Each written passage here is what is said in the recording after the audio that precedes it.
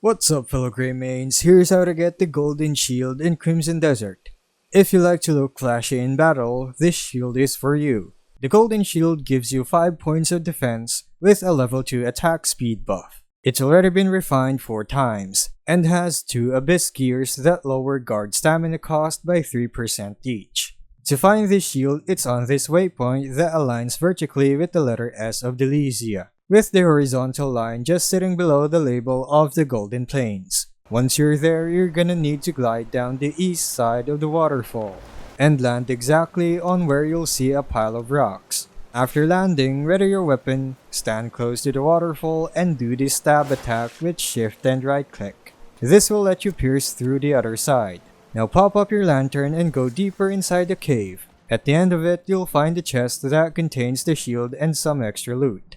Open up the chest and you'll get the Golden Shield. There you have it. Congratulations on your new gear. If this video helped, leave us a like or comment and subscribe for more Crimson Desert guides. Thanks for tuning in, and I'll see you in the next video.